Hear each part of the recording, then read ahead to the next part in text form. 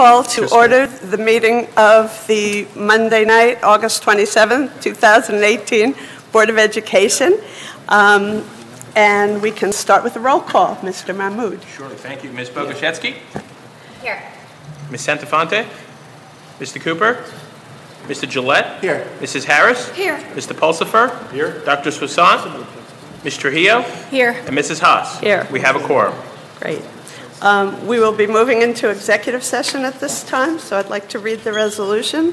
Whereas the Open Public Meetings Act, Chapter 231 of the laws of 1975, provides that the public body may exclude the public from that portion of a meeting of which the public body discusses certain matters for which confidentiality is required as permitted in Section 7B of the Act.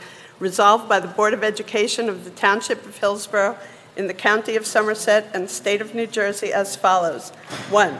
The matters to be discussed are personnel matters and lease contract negotiations. And 2. The matters discussed in executive session shall be disclosed to the public when the need for confidentiality no longer exists. May I have a motion and second, please? So moved. Thank you. Second. Thank you, Ann. All in favor? Aye. Any opposed? Okay. We're in executive session. We'll be back out at 7:30. All right. I hereby call the August 27th meeting of the Hillsborough Township Board of Education back to order. May I have a roll call, please? Surely. Ms. Bogoshevsky? Here. Ms. Santafonte? Mr. Cooper? Mr. Gillette? Here. Mrs. Harris? Here. Mr. Pulsifer? Dr. Soussan? Here. Ms. Trujillo? Here. And Mrs. Haas? Here. We have a quorum. Can everybody stand for the Pledge of Allegiance? I pledge allegiance to the flag of the United States of America and to the republic for which it stands, one nation, under God, indivisible, with liberty and justice for all. I would ask everybody to remain standing. I'd like to have a moment of silence for Senator John McCain, who passed this weekend. He asked in his last interview to be remembered as somebody who served his country and did so honorably. I think he did that, and I'd like to thank him for his acts of conscience. Thank you.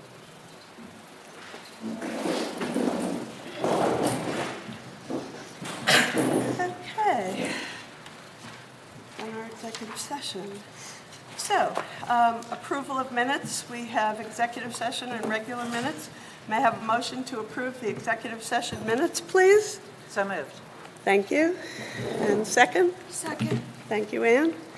Any questions or comments on the minutes? All in favor? Aye. Aye. Any opposed? Any abstentions? Dana abstains. Motion passes. Thank you. Motion to approve regular meeting minutes. May I have a motion, please? So moved. Thanks, Chris. Second? Second. Thanks, Lorraine. Comments, questions? All in favor? Aye. Aye. Any opposed? Any abstentions? One abstention. Motion passes. Okay, we received a number of pieces of correspondence that were acknowledged. And we go to the board president's report, which will be really short tonight. First of all, New Jersey Monthly Magazine has come out with its top 100 high schools. We are number 50. Very proud of Hillsborough High School. Okay, there was also something on Facebook, God help us. International Overdose Awareness Day is Thursday, August 30th at 6 o'clock at the Municipal Building. There will be speakers and resources on overdose prevention, and it is sponsored by various groups, including the Hillsborough Millstone Municipal Alliance. So I'm glad that our board was ahead of the curve on Narcan policy, which is changing now at the state level. And that would be it. Superintendent's report. Thank you, Madam President. Welcome to the last board meeting before the beginning of the 2018 school year. It's a very exciting time, and our members of our board have asked that I share with you some of the conversations, discussions, and overview on our strategic planning work, and also discuss the possibility of a referendum. So my presentation tonight is entitled Investing in Our Future, Beginning a Conversation with the Community. Basically, what we've been doing is looking at short-term goals as well as long-term goals for our district. And to give you kind of a 30,000-foot overview of it, this presentation is basically in three different areas. First, it's about our facility needs. What do we need? What investments do we need to make so that our existing facilities are well maintained for the next 20, 50 years? The second part is financial stability within our district. We are going to be dealing with some significant challenges that I'll be talking about, including reductions in state aid over time, as well as how we're managing educating the children while remaining below the 2% property tax cap and the challenges that present. As well as where are we with our strategic planning process. And there were certain areas that would need community support through a referendum in order to see through some of the recommendations from the work group work that was done this past year, including going from half-day to full-day kindergarten and building a new high school. So let me get into a little bit more depth about the facility needs. The board has contracted Aramark as well as our architects to look at all of our facilities and to try to see what do we really need to do to make some investments in order to maintain our facilities. And they've gone through a comprehensive list of all 9 schools. And I just put up a couple of things up on the board so that you can see at least overview what we're talking about. This is far from exhaustive, and it's far from exclusive of any particular school. But we're looking at sidewalks, paving, boilers, fire alarm upgrades, roofing, heating, hot water pumps, water valves, HVAC upgrades, including replacement of unit vents, and completing the air conditioning installation across our district. We are also in the middle of a process of having a threat and vulnerability assessment be completed by the state police, as well as county and local law enforcement officials. They're going to be making some specific recommendations to our Board of Ed within the next few weeks. And from there, we're going to need to start budgeting for additional facility upgrades. And that is also going to be required as part of a referendum, part of going out to the community and asking for support. In the area of financial stability, and this is very important, something that I've been talking about for at least the past 6 years every time I do a budget presentation. The 2% cap on the tax levy, coupled with flat state aid, has been very, very difficult for us to meet our needs, let alone try to grow particular programs. Right now, we have expenses that are outside of the board's control that exceed 2%, and they're not small. Those exceedances of the 2% means that we're either cutting staff, cutting programs, or digging into surpluses. And right now, that's where we are. We're digging into surpluses, and we can't continue to do that. Our glide path is unsustainable. And by the way, in order to remedy that, we would need to make an adjustment in the levy. Now, this is very important. This year, and at our last board meeting, the board approved reductions of $281,000 worth of less state aid that we were promised, and then it was removed. The state of New Jersey, the Department of Education, finds that Hillsborough Township Public Schools is overfunded in state aid. I don't feel overfunded, but that's what they're telling us, that we're overfunded in state aid to the tune of $5.6 million. And now in the budget, this last budget, which has the weight of law, there is going to be a removal of that state aid from about a third of the districts in the state of New Jersey are overfunded, and removing that state aid, and that aid is going to other districts either for instructional programs or for property tax relief in other communities. $5.6 million is not something that we can sustain, any type of reduction like that. We can barely sustain a fraction of that. It's going to be very important that as we continue our conversations about the increases above 2% on the levy, the reduction in state aid, how we have been eating away at our surpluses, how can we go to our community and ask for a levy adjustment in order to make sure that we maintain programs and address any loss in state aid? Third part of this triad is where we are with our strategic plan. Our work groups met and made presentations last year, and they had lots of different ideas, including extending or expanding our preschool programs, looking at different ways of doing our REACH program, foreign exchange programs, different ways of assessing kids, really exciting things. But there's two areas that would require us to ask for community support through a referendum. And those two areas are first going to full day K. You may not know this, but we're one of the few districts in the state that doesn't have full day K. About 85%, maybe even more now, of the districts in the state of New Jersey have full day K. We're one that doesn't. The New Jersey Student Learning Standards, which are the standards by which all students are evaluated, and it's part of our state testing process. The kindergarten standards are based upon a full day kindergarten program, not a half-day kindergarten program. We're concerned that if we continue to look at half-day K, our students may be put at a disadvantage as we move forward. Now, here's another important part about full-day kindergarten. Our state aid is dependent upon programs and kids and whether kids have certain needs.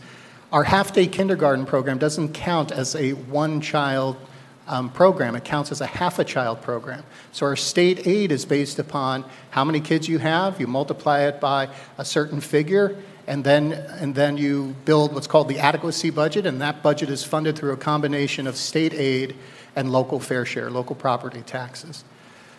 Right now, as I said before, the state indicates that we are overfunded on our state aid side. But if we go to full day K, then those children would be counted as full children in our state aid count, and will help stave off some of that reduction of state aid moving forward. And then another exciting area is contemplating building the new high school. One thing that our architects are here tonight, that pointed out to our board and to me, is that as part of the New Jersey Department of Education's evaluation of sites, they create a statistic called the FES, which stands for the Facilities Efficiency Standard. Those facility efficiency standards allow us to determine whether or not our facilities are undercrowded or overcrowded. And the FES for Hillsborough High School in particular indicates that that building is overcrowded. And frankly, you only have to walk through the hallways during movement time to realize that that's the case. We also have enrollment growth, but our enrollment growth is relatively modest. Our demographic report indicated that we're going to have growth over the next 5 years of about 4%, which isn't significant. But we don't know what new buildings are going to be happening, new developments that are going to put additional children in our school in the future. One of the recommendations from the college and career readiness work groups were to kind of break down the high school into schools within a school, this idea of academies, of looking at specialized program of studies for some kids who have interest in particular areas. Some of them include a STEM program for science, technology, engineering, and mathematics. Another area of interest was healthcare and providing services in that particular area. They also have law and world language, all sorts of great ideas that can take a school that is as large as 2,400 students and make it feel like a much smaller area.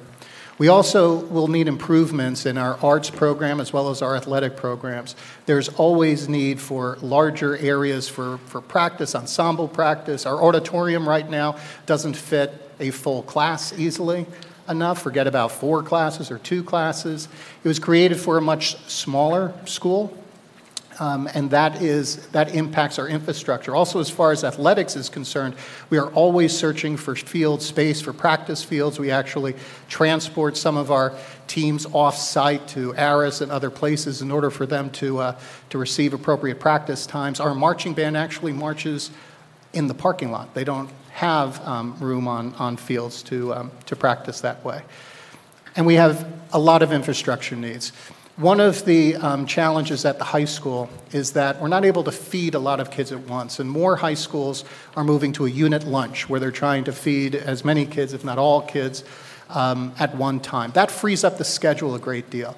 And if any of you have children that are at the high school, it's not uncommon for a student to take a particular class and then have to leave that class halfway through, go to lunch, and then come out of lunch and have the second half of that class. Most high schools don't have to do that. The reason they don't have to do that is they're not feeding children for an extended period of time. And that's a challenge, building enough capacity to be able to feed more children at once in order to free up our schedule so that they can take additional extra elective classes, so that we can free up the schedule for more academy type of work. Some very exciting things moving forward. Now, in terms of investments, what does this look like? What would the investments look like? Well, it's hard at this point to get exact cost figures. We're going to have to march through that a little bit more. The district's debt limit is $240 million, and the reason it's so large is that we're going to be retiring almost all of the debt that we have within the next 3 years. So there's an opportunity when retiring debt to look at construction in a much more serious way. But in order for us to really nail down what those costs will be and what the impact will be on the local property taxpayers, we'll have to begin to authorize our architects to begin the application process through the DOE. And the board actually has on its agenda tonight a resolution to authorize the beginning of that process, which would be looking at our facility needs process with the hope that we could eventually receive board support to do the same thing for the full-day kindergarten as well as the building of a new high school. So with that, hopefully we can begin a conversation about what that is actually going to look like.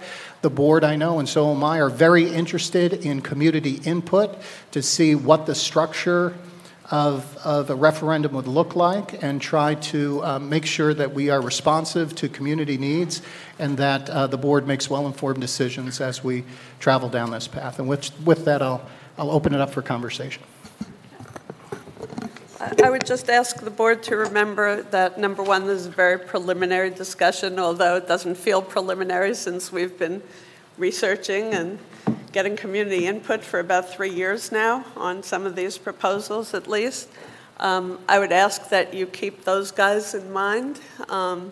Ultimately, I want the public to understand, as well as the board, that everything that we propose here is for the benefit of them. A referendum could very well provide our kids with a superior learning environment, and at least for me, I think that's the number one priority. It gives us an opportunity to address capital and capacity needs, gives us the opportunity to replace aging and inadequate facilities, and it gives us an opportunity to expand recreational opportunities for not only our students, but for all residents. And more work to be done, but with that, I'll open it up to the floor. Any comments? Yes, Chris? Just a couple of things I wanted to touch on. First of all, where you started, Jordan, with maintenance, it has been our history with the caps, the 2% cap, and for years even before that, that it's very hard to take care of costly maintenance items and get that to fit in the budget.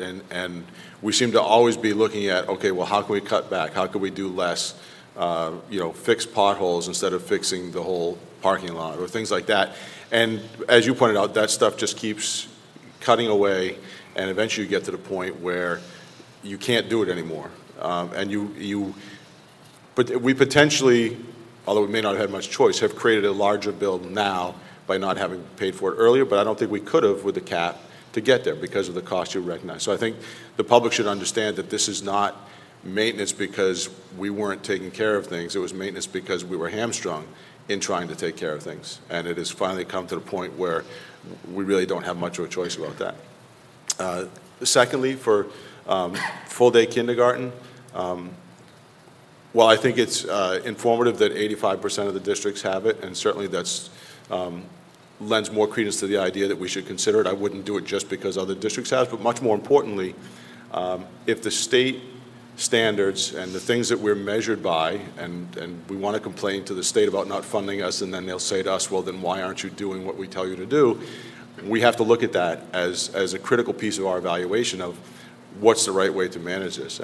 And if the state is holding us accountable with the expectation that we have a full-day kindergarten, I think we're just putting ourselves in a hole by not having full-day kindergarten. So I think we need that. Lastly, at the high school, I think when people talk about space at the high school, a lot of times the thought process is, well, do you have enough? The classrooms aren't crowded, so why is this a problem? But so much of this is more about the functional space that's missing at the high school, whether that's expanded lab space in the science wing, practice space and performance space for the arts program. As you pointed out, it's rather disconcerting to me that that we can't put an entire single class into that auditorium for some presentation to that class.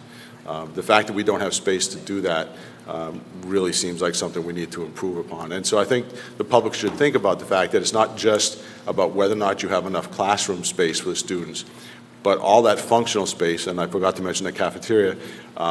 I believe, and somebody can correct me if I'm wrong, but in the past there have been times where the first lunch period was at 10:30 in the morning, approximately. So I don't know about the rest of you, but to me that seems kind of funny that lunch starts at 10:30, but that's what our facilities have forced us into. So those are the kinds of issues we wrestle with. The public should certainly understand, we understand the cost, we understand this is not something that comes easy, but it may be that we're at a point where we don't have enough choices left, and I really think we need to give serious consideration for these. Thank you. Thank you very much, Chris. Anybody else? Comments? Go around the ring. Okay. You want to speak? Go ahead. I too agree with Mr. Pulsifer about the reasons to consider this. I think there's one more, or actually probably more than one more. But we look at who is moving to Hillsborough and why should people move to Hillsborough. And people move to Hillsborough because we have a wonderful school district, a wonderful community. We are now, top 50 in the state, with many of those being magnet schools or private schools. But all of the neighboring areas, if people have to look in Somerset County, have much nicer facilities than we do. We have several buildings that are at either end of life or things within the building at end of life. While we had this $30 million facilities needs proposal, I think $10 million of that is at HES. We also have people who, if you're considering moving into town, say, well, why should I move to Hillsborough when there's not full-day kindergarten when I'm now pregnant, and all of the neighboring towns have it? Or they look at our high school and say, this is not a state-of-the-art high school. The architects, at the request of the board, also looked at just trying to make the high school a little bit more user-friendly with respect to the facilities, adding on to it. I have to say, while they did an admirable job, I showed it to my graduating senior and my sophomore in college, who both said this is really not a workable solution. It doesn't help with the passing in classes. It doesn't help the school, which is a very large school with 2,400 kids in a tight amount of space. It adds on a lunchroom. It would add on a new performing arts center or new facilities for athletics.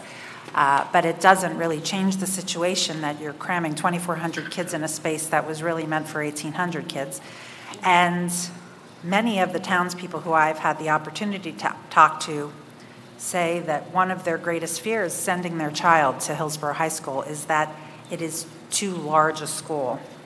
So what they're looking at from the academic standpoint is the ability to have the schools, a smaller field school of an academy within still a large population of kids. So, but, with respect to why move to Hillsborough, this is going to become a much more viable option if people are considering, actually look at the neighboring towns. And I believe our property values will go down over time as more families elect to move elsewhere. I know I moved here in 2000, and literally I was coming from Manhattan, every house that I was looking at on my list was sold by the time I made it, an hour and a half down here to look at it. So I didn't look at schools, but that's not the way things are right now. People are doing their homework before they make the decision, and I do think that not giving the option to the community to approve a referendum would be short-sighted on our part. And while I don't have kids in the district, I believe that an increase in my taxes would be well made up for in an increase in my property value when I go to sell in 10 or 15 or 20 years, whenever I decide to leave this wonderful community. I do think it's important for the town to understand that we want their feedback. I've recommended that we send a survey out to the townspeople to see what their priorities are. We had a very large community turnout for our strategic planning sessions, but it still was a small component of the community. And I do think that we should look at what their input is prior to forming a referendum, and hopefully being able to make that inform the referendum so that it would pass, whatever it is, whether it's for just the facilities upgrades or for a new high school, which I think I would be in favor of at this point. Thank you. Any other comments? Going once, going twice? All right, I'll address the facilities first. At the Operations Committee meeting, we talked about, I guess it's $46 million or so. I think that's a little bit higher than what was in the assessment report. Concern still remains that the items that are listed in the facilities report are term, so bonding it for 25 years for something that may only last 10 years, I'm very concerned about. I operations that we do a one-time levy and save and basically pay as you go rather than take on debt and pay the debt, the interest on this. That's point one. But I do think that to Mr. Pulsifer's point regarding the going to cap each year and basically not being able to fund education and so forth, and so basically putting infrastructure on the back burners really come back to haunt us.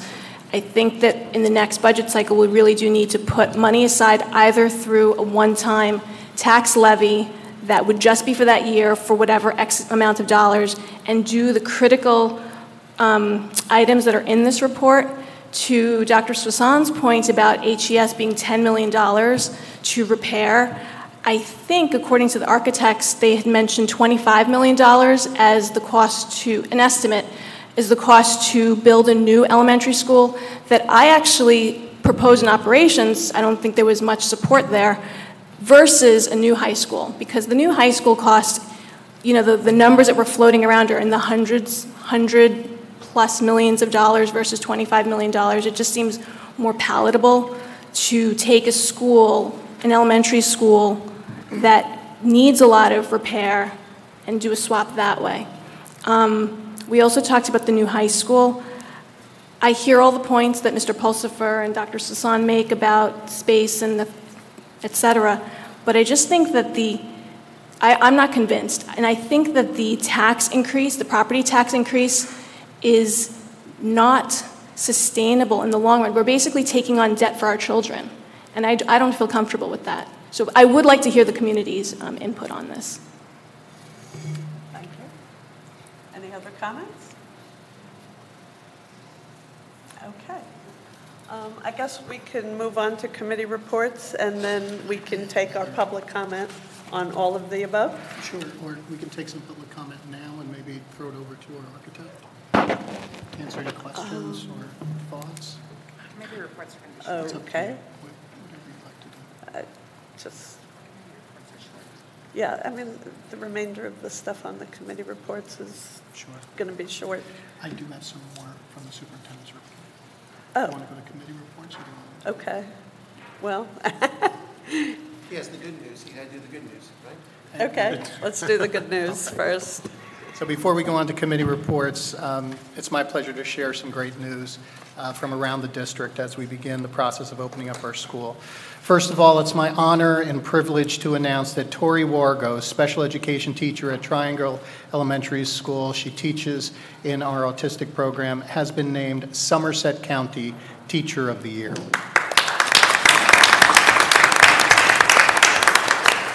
Tori is a caring, compassionate, and committed integral member in the lives of her students and their families. She is a remarkable educator who brings honor and distinction to her school, district, our profession. Congratulations to Tori. We are so proud of you. Tori will be formally recognized during our first board meeting of the school year. Please join with me in congratulating Tori Wargo. To follow up on our high ranking from New Jersey Monthly, it's also great to hear that Niche.com has named Hillsborough Township Public Schools the 22nd best school district in New Jersey. To arrive at these rankings, Niche looked at data from the U.S. Department of Education, as well as test scores, college data, and ratings collected from Niche users. This ranking is a testament to the dedication and hard work of the entire Hillsborough community. Thank you to teachers, students, staff members, administrators, and parents. Congratulations. I'm also pleased to share with you tonight that Board of Education member Dr. Luane Sasson was featured in a recently released book entitled Her STEM Career, Adventures of 51 Remarkable Women, Book 1. The book was written with girls in mind and filled with interesting, relatable, and inspirational STEM career stories told from a first person's point of view. Congratulations, Dr. Soisson, and thank you for inspiring our next generation of girls to pursue careers in STEM fields. Congratulations also goes out to Hillsborough Social Studies and Reach Supervisor Dr. Cynthia Assini for being named by the Association for Supervision and Curriculum Development to its 2018 class of emerging leaders. The ASCD Emerging Leaders Program is a unique cohort of educators in the first 5 to 15 years of their career who seek opportunities to lead and contribute to their profession. Over 150 administrators from around the country applied, and Dr. Assini was one of only 26 applicants chosen for this honor. Congratulations, Dr. Assini. On September 6th, our teachers, staff, and administrators will open our doors to welcome nearly 7,400 students to Hillsborough schools during the 2018-2019 school year. But there is much preparation that is underway to get us to that big day. This morning, our newest teachers began their new teacher orientation in order to prepare for the upcoming year. We are excited to welcome 99 new staff members joining us this year. We received close to 2,000 applications for the 56 tenure track positions that we have available. This is an acceptance rate of only 5%. We have achieved what we always try to achieve, which is to bring the cream right up to the top and employ only the very best and the brightest that New Jersey, surrounding states have to offer. Our seasoned teachers and staff members will join us on Tuesday, September 4th for 2 days of in-service as we prepare for the upcoming school year. And a large thank you goes out to all of our custodial and buildings and grounds crew who have been putting in long hours to prepare our schools, playgrounds, fields, and surrounding areas for the return of our students and staff. And thank you also to the building and office staff who have been working to ensure our students are registered, have safe and efficient transportation to and from school, and that the supplies, materials they need for the forthcoming school year. And we're very excited about beginning. Thank you. Okay.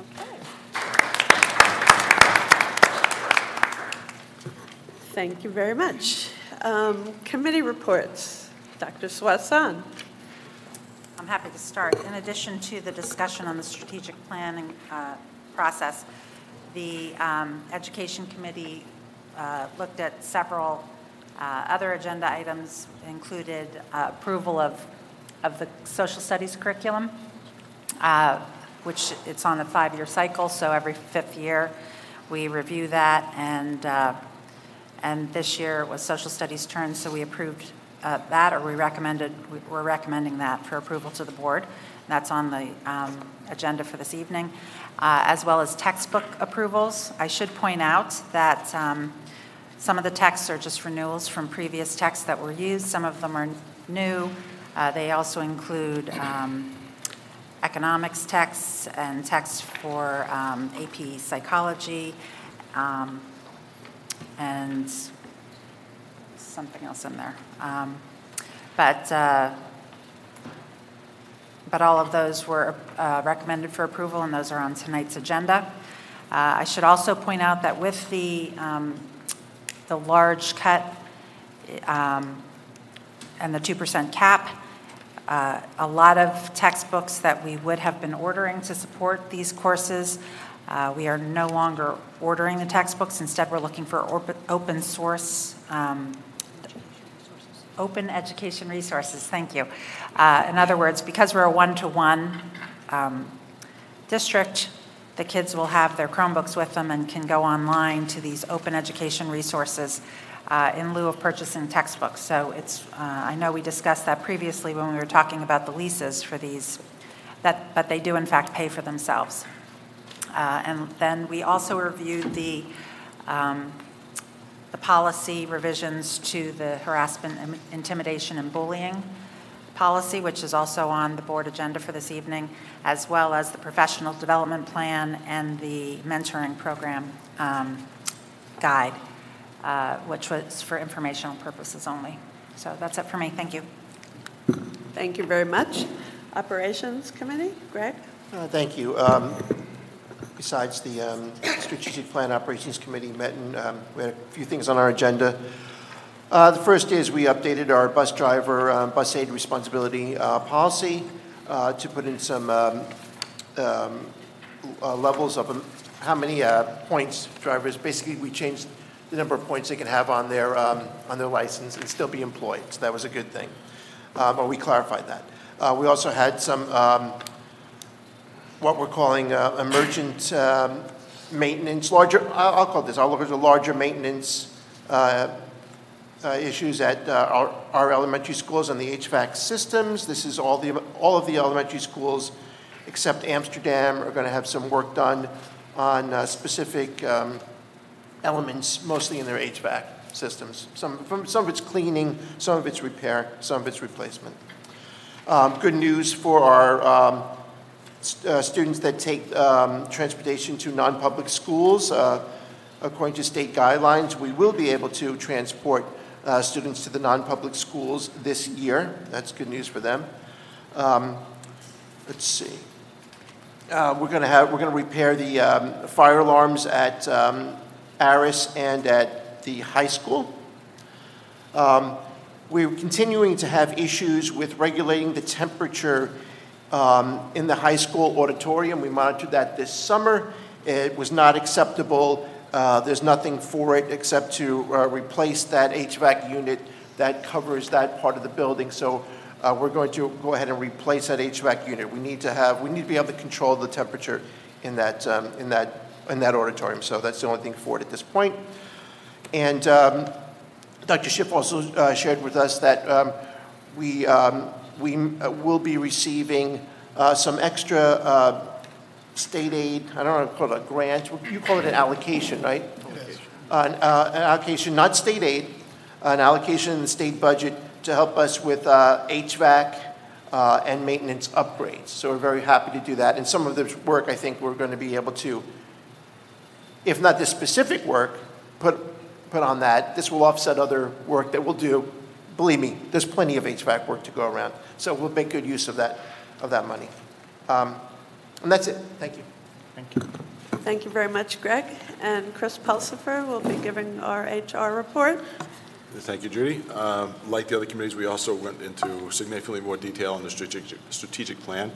Additionally, we had a discussion, I believe 2 meetings ago, or 1 meeting ago, there was an issue raised about our hiring procedures with respect to teachers who had left the district and were being potentially rehired. We reviewed our hiring process and the procedures that would have been followed through in that case, and we found no reason to change anything we're doing. So the committee recommends we do not change anything with the hiring process or policies with respect to rehiring of teachers who have left the district.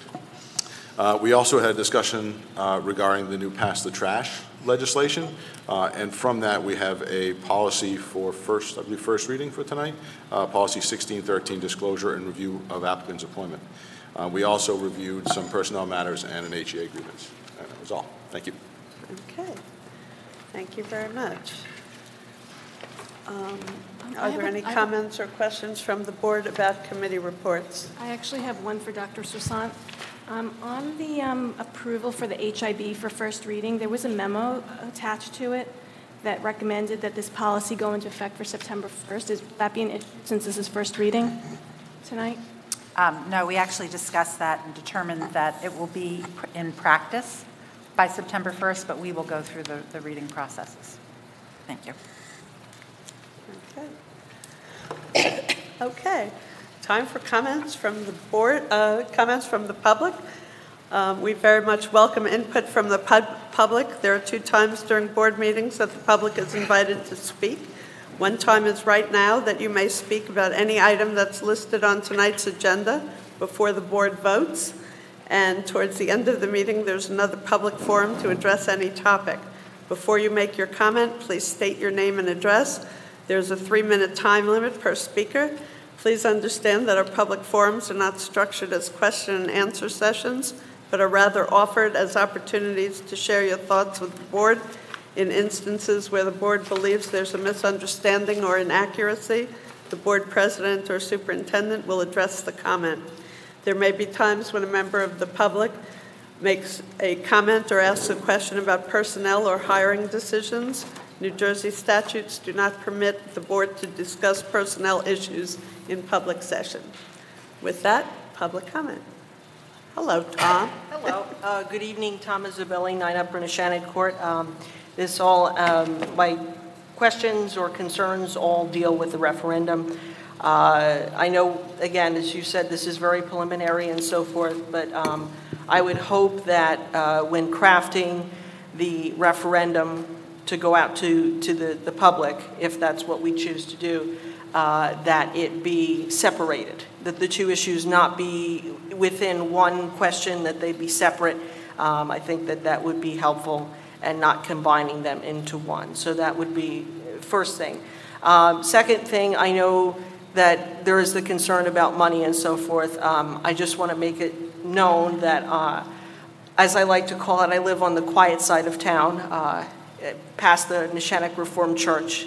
And in my neighborhood specifically, the residents there are paying anywhere between $8,000 and $9,000, upwards of close to $20,000 in property per year. So I just want to make that known that, and we have a wide swath of individuals who live in the community, in that little neighborhood, many who have had children go through the district who, have moved on, like my mom and my siblings, as well as others who have children currently in the district. But I just want to make it, and this is happening throughout the entire town. And I think at some point, you're gonna have enough people who are gonna say, I don't have kids in the district anymore. Why do I need to pay these exorbitant property taxes? And I think that we really need to, find ways to be fiscally responsible, because people who are paying anywhere between $8,000 and $20,000, that's a lot of money. And I think at some point you're going to burden them so much that you're going to lose a tax base that you would need moving forward. So that's all I have to say on that, and thank you very much. Thank you.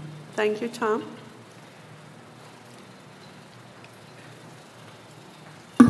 Good evening. My name is Bob Lisi, 37 Anka Drive. I'll touch base a little bit on the high school referendum. I think you gentlemen should go for it, ladies and gentlemen should go for referendum. We tried probably over 15, almost 20 years ago about a referendum, a new high school. We failed then. We should have passed it then. We wouldn't be in this bind today if we passed it then. So spend your money wisely now and look forward for the next 20, 25 years. Thank you. Second thing, I would recommend the Board of Education here is to not accept the resignation of Mike Finizzi. okay? I would strongly suggest that you keep him on suspended leave of absence without pay until, I don't believe he has a court date yet, but I just cannot see him getting resignation for the purpose of retirement and receiving a pension and his health care.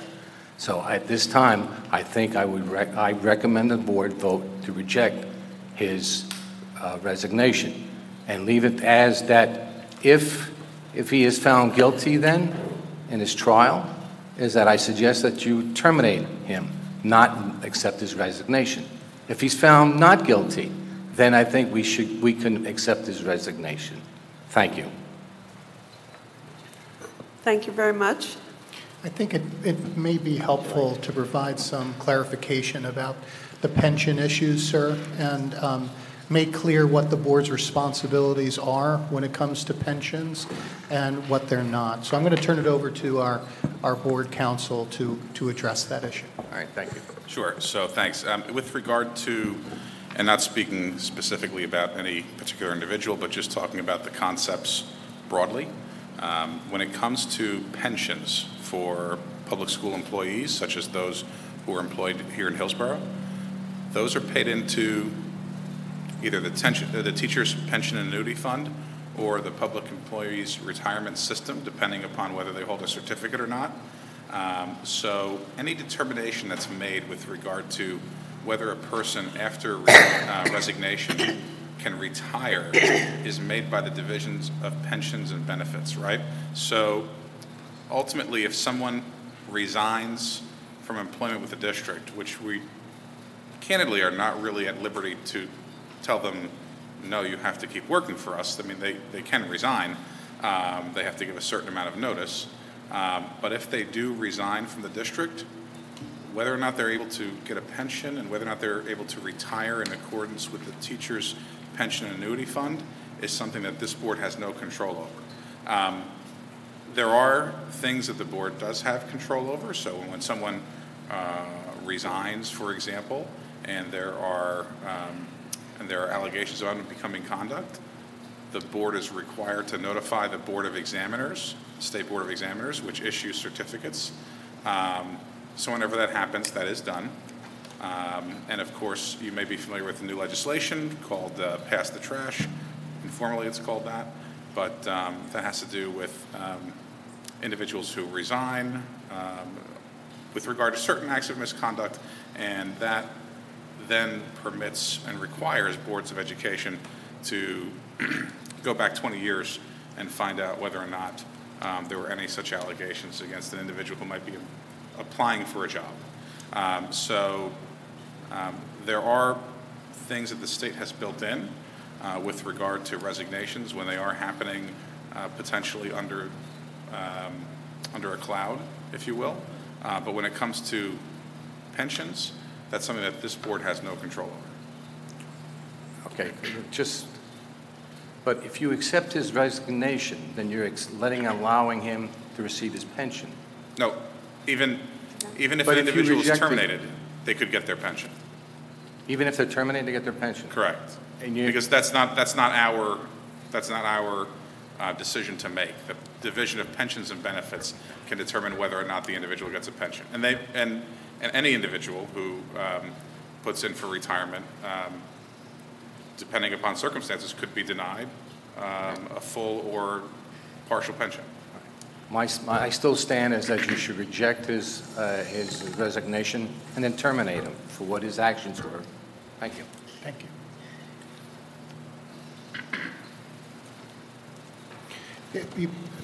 Excuse me, if I could just make one mention. This gentleman indicated we should terminate a tenured staff member. Not speaking about any particular individual, but can you talk about the process for what happens when someone receives tenure in the state of New Jersey as a public school educator, and how that termination function works or doesn't work? Sure, and that's an important point as well. Whenever there is an individual who holds tenure in his or her office with a public school district, regardless of their circumstances, in order to terminate that individual, you have to bring tenure charges. So you would have to, someone, which typically would be the superintendent, would have to file tenure charges with the board secretary. They go to the employee. There would be a hearing before an arbitrator who would make a decision whether they retain tenure or don't retain tenure.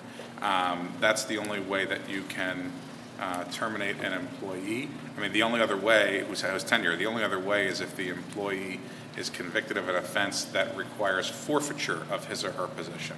But before that, you cannot terminate the employee without going through the process.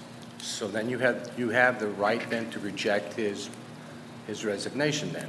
Well, I'm not speaking specifically with regard to any specific employee. No, but what I'm saying is that then if that's the case, if you accept his resignation, it's carte blanche. I mean, that's the whole thing. That the only thing he's going to get is that if he's convicted in court for what he did in this township.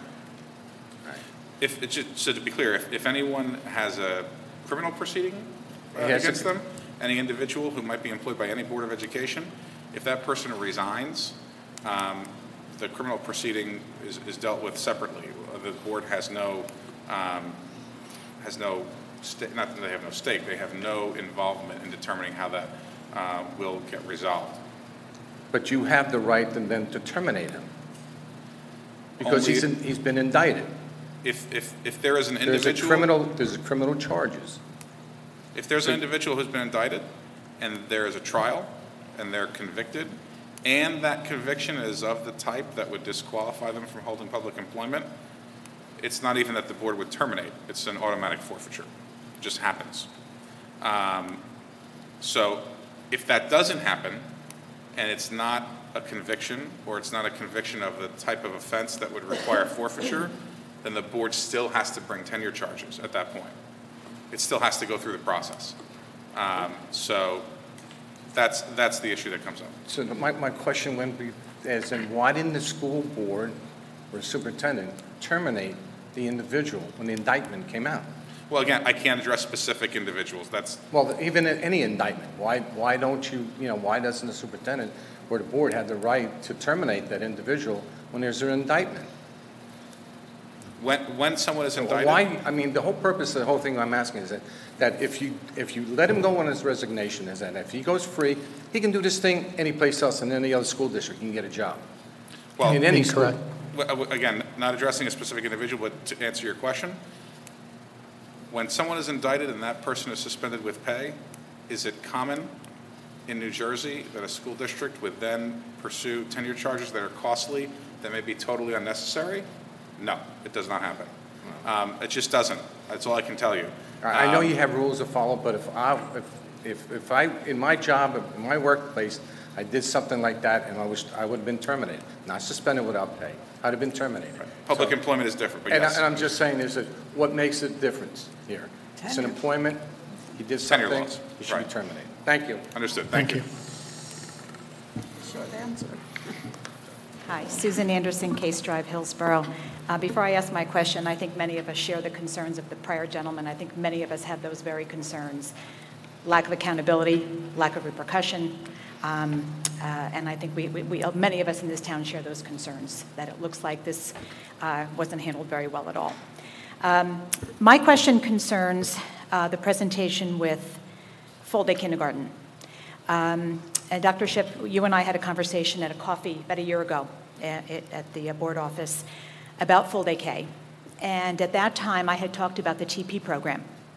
And we had talked about concerns of adding another layer of teachers and adding a half a day of kindergarten to a half day already. And would the TP program be eliminated? Because if we're adding full-day K, getting them more prepared for first grade, why do we need that next level? And you and I had a conversation, and you had said we would have to look at that, and you talked about it as maybe being pared down substantially except for special education. Could you speak to that a little bit tonight? Sure. Yes, I recall the conversation. Okay. In the districts that I've worked in before I was here in Hillsborough, even with full-day K, there was always a program for a selected group of students in between the kindergarten and first grade program. Mm-hmm. And that was for children that had certain developmental issues, mm-hmm. that they needed additional time in order to move. In most districts, that represents maybe 2 to 3% of the entire population, given a full-day kindergarten program.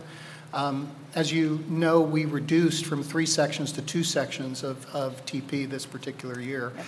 And our TP enrollments can still support approximately 44 students district-wide. And we have in the program about 30 or so students, maybe a little bit more about district-wide? District-wide, okay. Yeah. So, and that's now in 2 schools. So these programs, transitional K with a full day K, are typically much smaller class sizes. Mm-hmm. They're between 6 and 15 or so children. They don't get as large as 22. And I doubt that we would continue to have the same level of need that we do now if we went to full day K. But we'd have to take a look at that and see how the children in full day K program are performing and whether or not they need an additional year in between the 2. I would have to question whether or not it would be prudent to eliminate the program entirely. But certainly there would be adjustments now that our kids would be in a kindergarten program for twice the time that right. they're doing. Okay, and I was just concerned that I didn't hear the mention of TP at all tonight. And if we're adding, there has to be give and take here. Yeah. I mean, you're asking the taxpayer of this and that, and new high school, so forth and so on.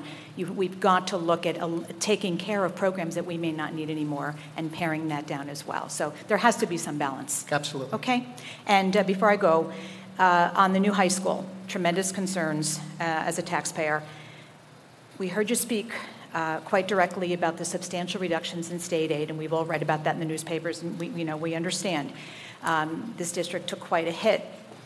What I was expecting to hear after that part of the presentation was tightening of belts, cutting, reductions in services, as painful as they may be, just as we would do in our homes, as corporate America does in their businesses. And the next thing I heard was, but we need a brand new high school.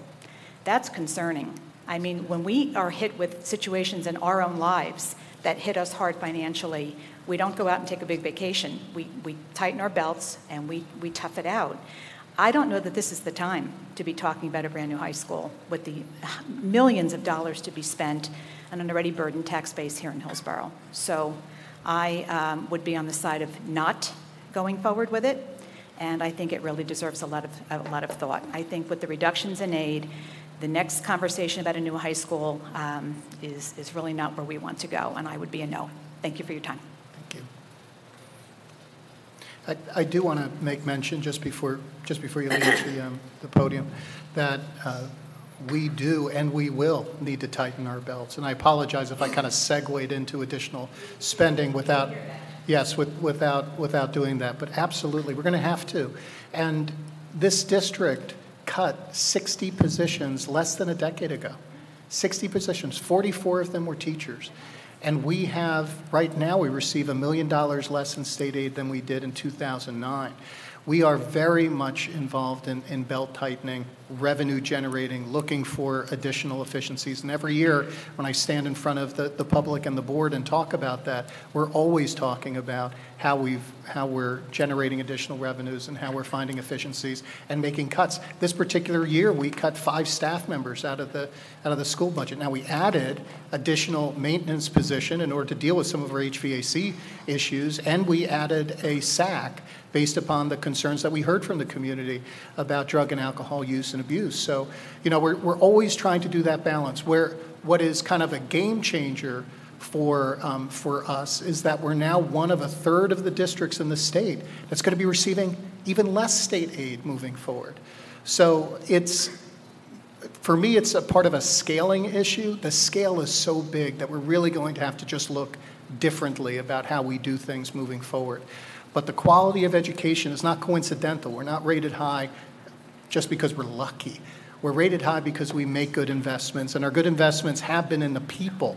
We haven't made the type of investments in our facilities, but we've made the investments in the people. But I would argue that our people deserve to learn and work in facilities that are safe and comfortable, and you don't have leaks in the rooftops and all of these other things. So I do take your point though about how I went from talking about reductions in state aid and already going into already going into talking about a new high school, but we have a lot of different needs that are out there. I understand, but I want you to realize too that my daughter, till age 21, was in special education outside of the district, severe special needs.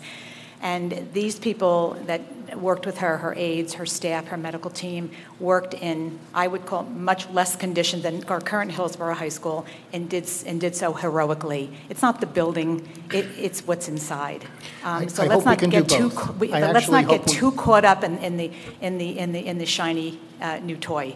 And somebody else had mentioned comparing us to other districts in the county, and that always gets me crazy because I live in Hillsborough. I don't really care what's going on down the street or in the next zip code. But some of them have shiny new high schools, and they're not in those rankings. So let's not get too caught up in, shiny new toys bring us better rankings and more prestige. Not always the case. Thank you for your time. Thank you. Good evening. Tony Judas, Rivendell Road. Just two off-the-cuff things that I heard tonight before I get to what I want to speak about. The first one was, I just want to take a little offense to what Lorraine said with regard to people not wanting to come to Hillsborough to go to school because maybe we don't have full-day kindergarten or our facilities are not as nice as Montgomery's or something to that effect. As far as I know, house prices in Hillsborough have never been higher. You're telling us we have an overcrowding problem. So obviously people are still coming to our town to go to school. So it just didn't make sense logically to me that it was almost like a scare tactic. Like if we don't do this, nobody's going to want to come to Hillsborough anymore. And I really disagree with that point.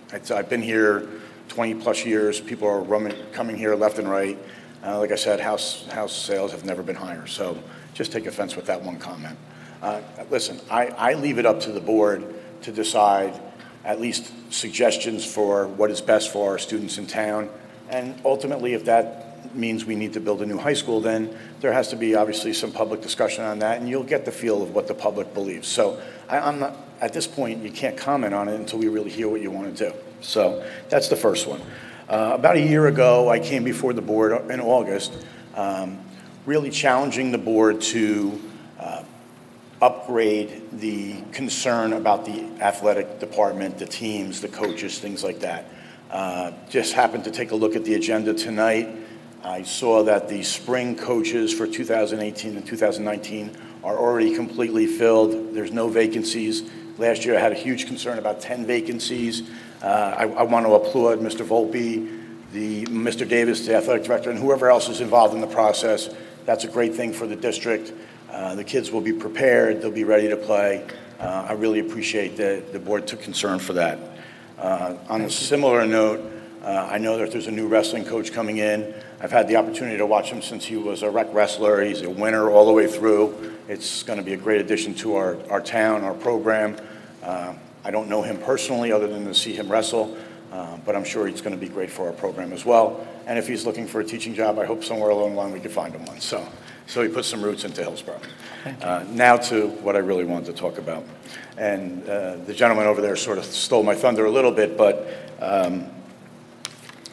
back when it occurred, when I guess the administrative leave of this employee took place back in November, I had come to a few board meetings just to address my concerns about that person staying as an administrator, paid but suspended or on administrative leave.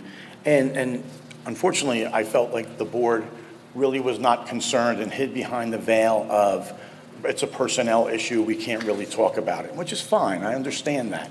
I spoke in generalities about things that perhaps could have been done. And again, as the months went by, the administrator continued to be paid. Even in May, when the charges were changed to official misconduct, which clearly has to do with his role as a public employee in a public school, nothing was done by the board.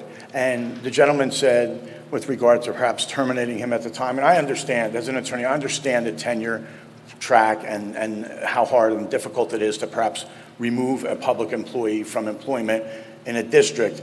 But what concerned me is that nothing was done. We tabled it. Let's see what happens down the road.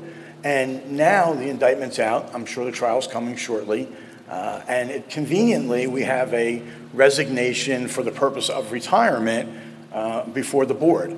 I just ask that the board really think about why the timing of what is going on now is happening. Why did someone wait 8 months to do this or 8.5 months to do this?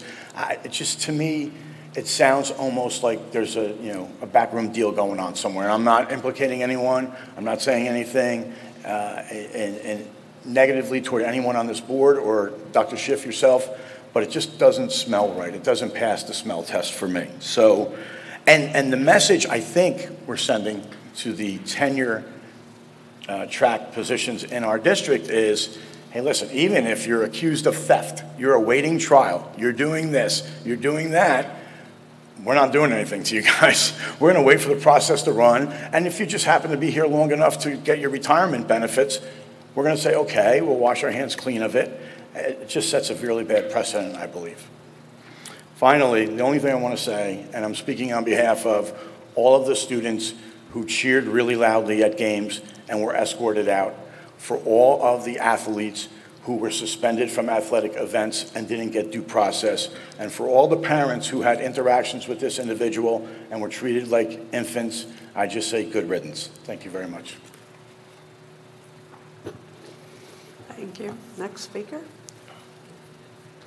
Paul Anderson from Woodfield.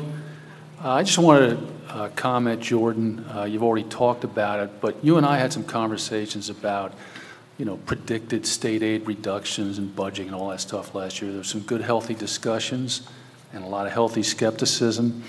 But I just would like the board, yourself, whoever, to be a little more transparent as we go forward, because we're always taking a reactive mode to these things. Listen, the state is not going to give Hillsborough any more aid going forward. They think Hillsborough is just fine. And I would think that next year we're going to be hit with the same type of reduction.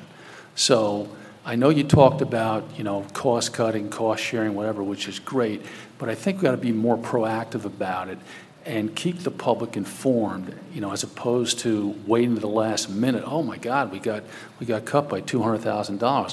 What's going to keep happening? It's the same problem you see with the state budget, right? Not enough revenues coming in.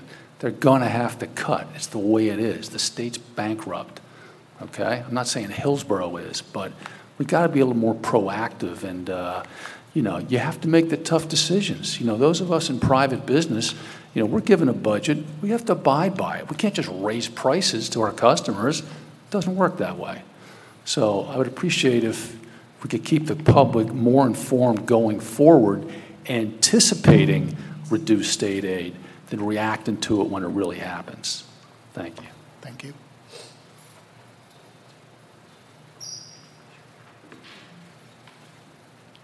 Jane Statz, 101 Devonshire Court. I have some questions. I don't know if you'll be able to answer them regarding the fact that some students want to take more electives, I guess. And I'm just curious as to how many students are interested in that, and what portion of the school population that is, like if it's a certain type of student with certain interests. Because I'm a retired teacher, and I'm pretty sure it's still in effect, but there are a lot of seniors. I'd say it's a significant portion of seniors who took late arrival and early dismissal that did not carry a full load. So I'm just curious as to the need for, that seemed to be one of the reasons for these changes, is because students want to take more electives. And just to clarify what you said about a fourth period lunch, I just looked it up. It's still happening. It starts at 10:19. So in some cultures that's called breakfast, but yes, that is a concern. So can you answer that now? 10:19 to start a lunch period. And you're being a Hillsborough High School teacher, you're aware of the amount of kids that actually have an interruption within their instructional period to go to lunch. Oh, right, yeah, we call that split period. It was annoying, but I don't know if that would be, I guess there are a lot of little annoyances that I guess together can be compelling as far as making a big change. Yeah. But it was workable. Well, to answer your question, the academy structures in particular builds in additional electives that are more aligned to the theme of the academy. So for example, if there was a STEAM academy that we had, opportunities to provide multiple levels of robotics and other type of engineering activities, things that would enrich the curriculum and build the course of study is really required in these type of programs. And to have additional elective opportunity, I'm not saying that kids currently are not able to take electives. You know and I know that we have broad electives that are available. I mean, to fit it into their schedule. I'm sorry? I meant I thought it was said that there were some kids that can't fit additional electives into the schedule. They want to take more classes and they're not able to. There are, and that's because certain electives can only be offered at certain times during the schedule because of how tight our particular schedule is. When you're able to offer more course offerings throughout the day, you have flexibility within the high school schedule. When you can only offer it at 1 or 2 periods during the day, and depending upon that child's particular schedule, it squeezes them out. They don't have those opportunities. And in other districts, they have a much wider open schedule that they don't have all of these lunch periods in the middle that actually take up that additional time. You know, Hunter and Central is on a unit lunch. There are other districts, and I can certainly get a list as we continue our conversation about it. With I guess a block schedule, would teachers be teaching more classes? No, the teachers' schedules are dictated through the collective bargaining agreement. So those type of things are discussed with HEA. How they teach the particular periods would be different. So, for example, if we did a like a full block, the easiest way to take a look at that. Rather than teaching a single period 1 day a week, it could be a double period every other day, for example, or a double period for half of the year and then another double period for a different subject, the second half of the year, or a combination of those. There are a lot of opportunities, and currently our high school schedule is the traditional high school schedule that you could go back 80 years in high school, so you could say the same 40-minute bell schedule that's available. There are other very creative bell schedule opportunities, but it makes it much harder to do. Not totally impossible to do some of it, but it makes it very difficult to do when you're feeding children over an extended period of time, which is what is going on. One could also argue that eating lunch at 10:15 in the morning may not be the healthiest thing to do, and then not have, not be able to, to have another bite to eat until much later on in the day. So there's lots of different issues. This is just one of them. I guess going along with what people are saying is, I guess a lot of these issues, even from a point of view of an educator, obviously I value education. A lot of these I think are small annoyances, and when we're talking about a major cost, it just seems like a huge solution that maybe we can just explore more creative solutions to address those minor issues. I really appreciate the input. And this is the beginning of that conversation. Okay. Absolutely. Thank you. Thank you.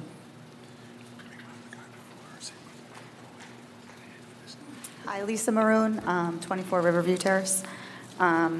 Just want to, I don't know if you could answer the question, but going back to the new high school with the academies, I know I'm a school teacher. I've been working for 15 years in a district that very similar has been hit really hard with the state aid. And we're seeing this stuff, and we're trying to switch everything over as well. But, and I've been here this is my 3rd year living in Hillsborough.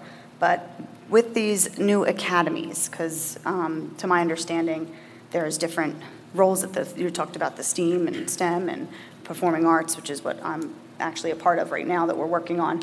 Would outside districts be able to come in and be a part of these academies? Because I would think that if that is a possibility, I think the public needs to know that we would be taking students from outside, and that would be something positive, and that revenue from the outside districts would also be coming in to this new high school in Hillsborough. So I don't know if that's something that you guys have explored or is a possibility. I don't know.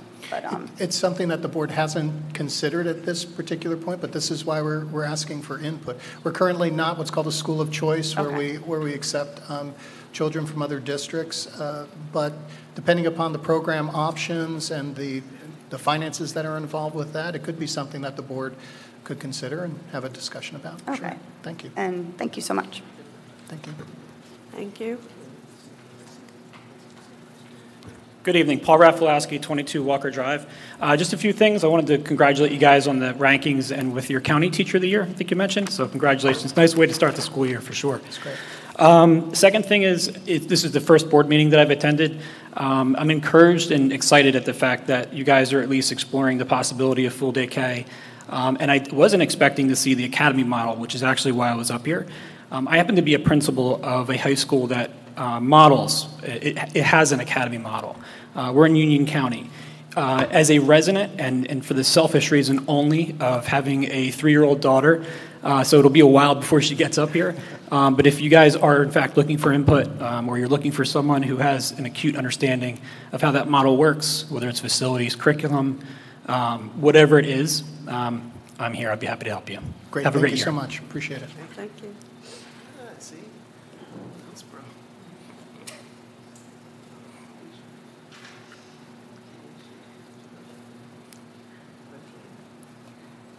Testing 1, 2. Leisha Gaber, live in Hillsborough. As others have said, and you know my position, I encourage you to bring full-day kindergarten to Hillsborough. I have friends who are leaving this area, friends who are not buying here, partly because of the full-day kindergarten issue. Parents with small children are often busy taking care of their little ones, and they can't come out to voice their concerns as well. So I'm trying to voice at least some of their concerns. I just had a kindergarten go through the system. They run a very tight ship here. They get the job done, but there's so much more they can do. Just not going to touch on everything they could do, but one thing I wanted to mention was it's amazing that you guys start language here so early. I was so excited when I heard about that. And then I heard, well, it's also half a year of Spanish and half a year of Mandarin. Unfortunately, it's not enough to build fluency, as Princeton is doing in one of their schools. They have half-day English, half-day Spanish. Here, it seems, at least for the kindergartners, they have it once every 6 days and for 15 minutes. 15 minutes. The same seems to go for some of their other specials, such as art. So can you imagine bringing all these kindergartners in for 15 minutes? If I understand this is the schedule, I could be wrong. It's my understanding, though. So they start a project, such as a sculpture in clay, and they can do one part of it, and then they had to stop. And they come back and they work on another part. It works, but it seems like it could be better if you had a full day of kindergarten with a little bit more time. I know I went to a school in Maryland, and they had trailers. I know that some people say, oh, trailers are awful. I've heard other people say, oh my goodness, trailers are the best things in the world. It's a possibility. I know the architects, are here, and I missed the first part of the presentation. I'm terribly sorry. Again, small children. But it's a possibility if you wanted to consider other ways of doing things besides refitting a whole school, adding on to a school in a permanent building, things of that nature. Also, I've heard that other districts in the area, in New Jersey, they tackle the bathroom issue by not having a bathroom in every single room. You could have kids either have 2 rooms together and the bathroom's in the middle, or you could have students be taken to the bathroom, because I guess they figure it out, so they might have a main teacher and then an aide, and maybe the aide takes the child back and forth if the child is not old enough to go by themselves. Also, I'm not sure to which 2 referendums that Thomas Zubili was mentioning, if it was the full-day kindergarten, the new high school, the upgrades to HES. But just as the turf and the parking lot were combined, it's sort of a give and take. You're going to have people who want something, and you want to have other people who want something else. And it may be possibly best to combine them in order to get what you want, but I'm sure that you will think of the best way of doing that. Also, I feel in the past that I've heard with the amount of money that you have come due from your, what is it called, your bonds, that you may be able to go in debt the same amount, and that's how most of this would be paid for. But the referendum would probably allow the state to give 40% back if it's a building item. If that's all true, then that's something that the public needs to know and be aware of and understand that this is a really good thing for you, and maybe also really just break it down with the dollar amounts. And if it's only going to be, say, $100 more per family per year, they need to know that they're not, like, maybe it's not going to be $1,000 or $5,000 more per taxes. I can't imagine you'd raise it $5,000. But, just education, I think, would help get it to be passed. And solid numbers with that. Let's see. Also, I remember when you were going through the 5-year plan that there were some things that were free or very low cost initiatives, and I'm sorry I missed your presentation. I came in a little bit late, but I would hope that at least those you could move forward with those sooner than later, because if they're free and you have the staff that could do them, go for it. Also, I came from a magnet high school, and I really liked the idea that one of the presenters had mentioned about possibly having a center of excellence, maybe bringing people in. With my school, we actually have alumni donate money. We have, I'm not sure how much the endowment is, but I was surprised when Hillsborough does not have something like that, where they don't have a group that is organizing events yearly for their alumni and also encouraging their alumni to give back because they're so thankful for the wonderful education they got here. I think that's it. Thanks for your time. Thank you. Thank you. Are there any more comments? Sure.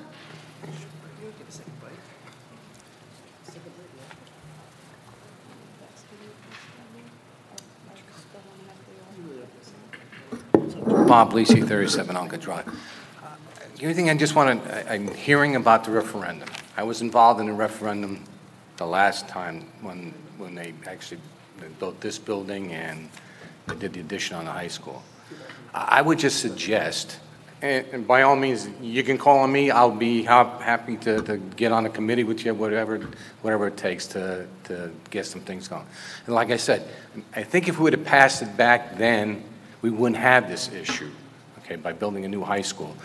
I think the project was like $45–50 million only, okay, only. But I think if you look at your infrastructure that you have today, the buildings that you have, and there are a couple of buildings that you could probably get top dollar for by selling it off and utilizing the other buildings and then building a new high school. And you can really do a lot, probably for a lot less than a lot of people would think you can do it. But you have a lot of infrastructure here in town that you can work with. So by all means, I suggest that you go back and research why that referendum failed. Okay, and I'll tell you, it wasn't the fact that it cost too much and the people didn't want that. It was location of where the high school was going to be built. Okay, and also it was personalities on the Board of Ed that drove it crazy. Okay, so I'm just want to reassure you that dig back, look at the records on what that referendum, how it failed, and what was proposed. The other thing is that if you're going to propose a referendum, please, designers, do not put your money in the bricks and mortar. Okay, that's not what you want to do. Simple, nice looking, fine. But put it into the classrooms and to the labs. Thank you. Thank you. I appreciate all the comments that have been made here tonight. To our last speaker's comment about the last referendum, it was in 1995, and it miraculously only lost by 200 votes.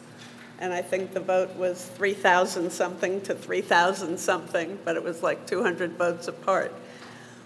We obviously have a lot more people living in town, and we have a lot more voters living in town. And I think it's very important for people to vote. We can put out a referendum, but ultimately the final choice is yours. I'd also like the public to understand that certain parts of the referendum, but not all, would result in additional state aid for the town, for the school district. I mean, we are looking at, and thank you so much to everybody who came up with a good solution for generating new revenue, because that's exactly what we're looking at. But many of our maintenance projects or renovation projects are subject to debt service aid. And it's a little bit confusing to normal people, but the bottom line is if you pay for it with cash, as Ms. Trujillo suggested, you don't get that state aid. But if you pay for it through debt, you do get the state aid. So those amounts of monies have ranged in the past up to 40%. I don't think it's that number anymore. But unfortunately, the process is that we have to apply to the State Department of Education with a project in order to get the amount of money that we could get back. So we're sort of looking right now at the maximum numbers because we have not been able to yet apply what the state would give us. Likewise, on the tax levy side, if we were to implement a full-day kindergarten, there is an offset from going to half-day to full day. It's the incremental difference and its effect on our per-person state aid. So in other words, yes, full-day kindergarten will cost more money, but additionally, there would be some offsets in the state aid that we get directed towards the kindergarten. Offsets in regard to the high school are another story, and those become a little bit more complex. And I think, yes, to the comment that was made about making sure that the educational purpose is paramount, not the bricks and mortar, I think we're all on board with that. I think Hillsborough has always been pretty reasonable about stuff like that. And, but at the same time,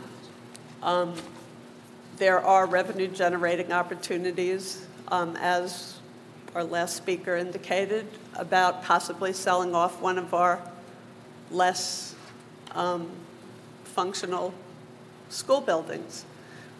And honestly, to me, I don't like spending money unnecessarily, but I really hate putting good money after bad. And when you get to a point that things need to be fixed constantly and constantly, a decision really does need to be made as to whether or not there's another way of doing it. And if the quote-unquote other way of doing it generates other advantages for kids all the way up and down the line, that has certain benefits too that are worth a lot. So a lot of the situation with our high school, yes, it's a functional building, but given the efficiency standards, I think, what was it, Greg, 20 years ago when the last referendum was? 20 years ago when this town, or this former Board of Education asked for a referendum, we were already projecting needs beyond what we had.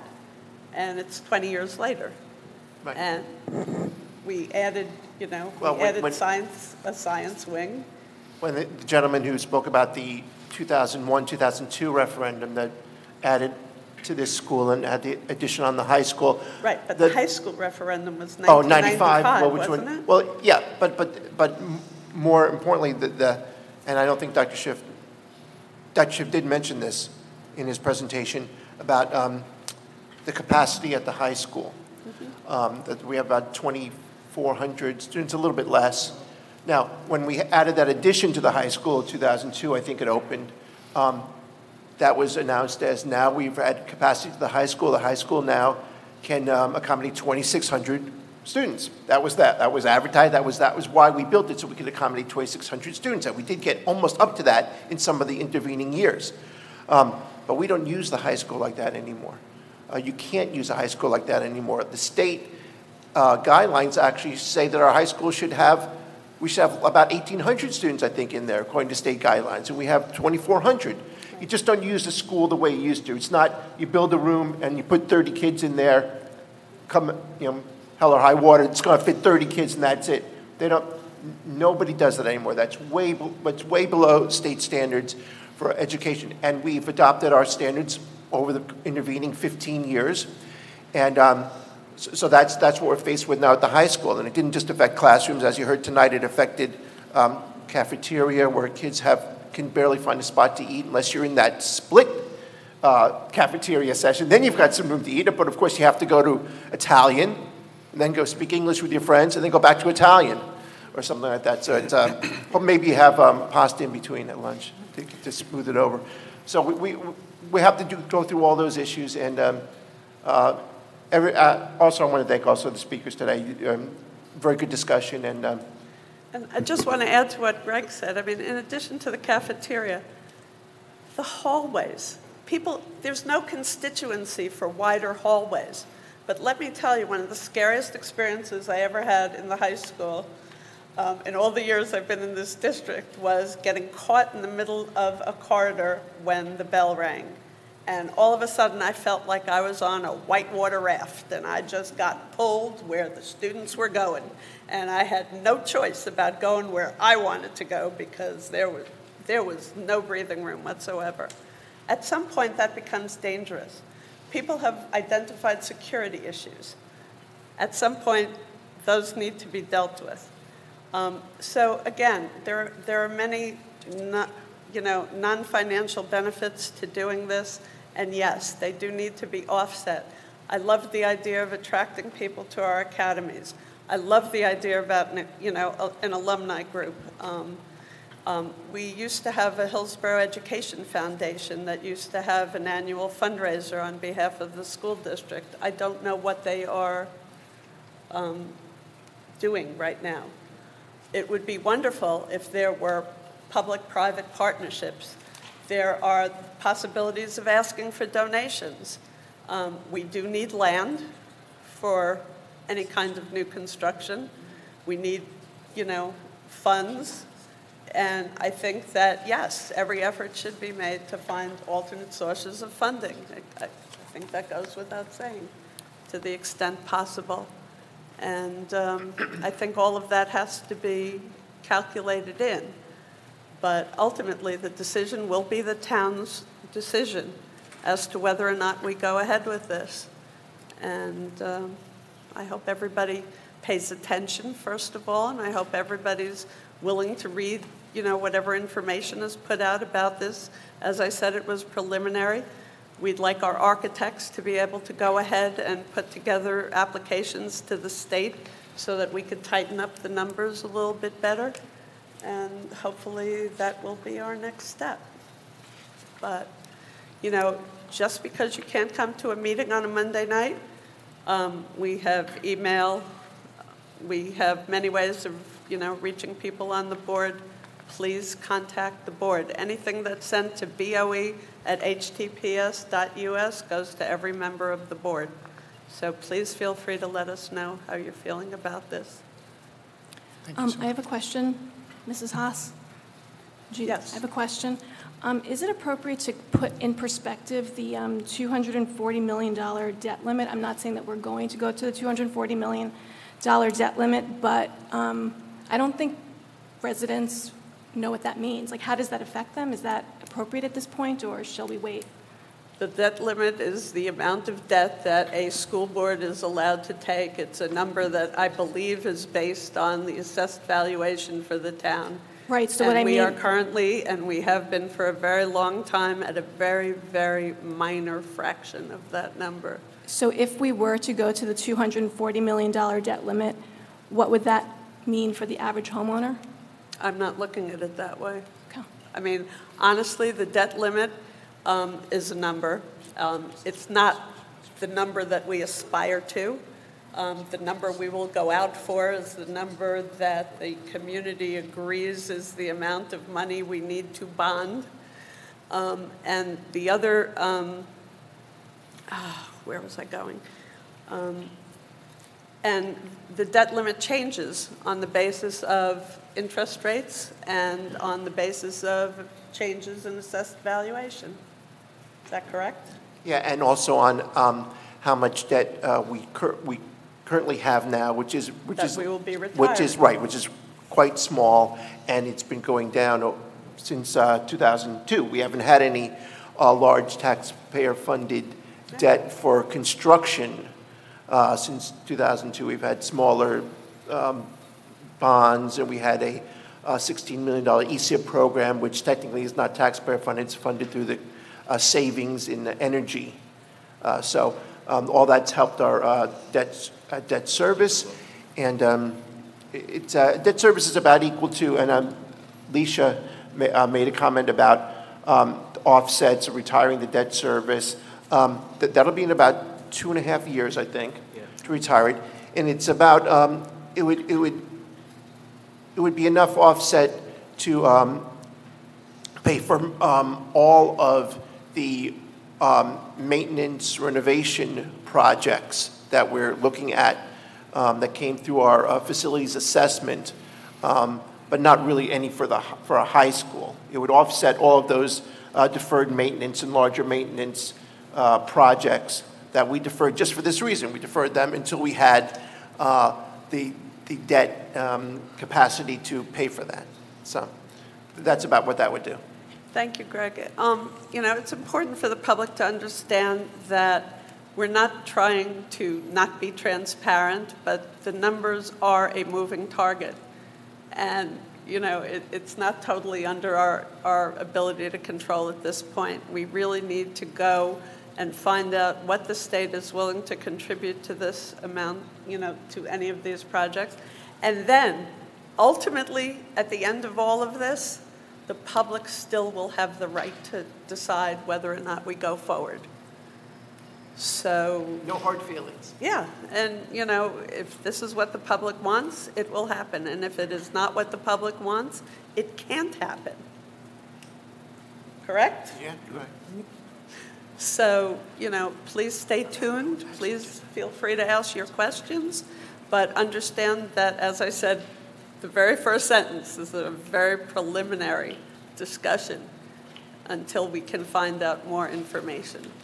So, you know, I hope the state aid situation gets better, you know, notwithstanding the need to predict that it won't. There are also some new areas that the state is looking to fund, as in today, they announced some today state the governor, tax.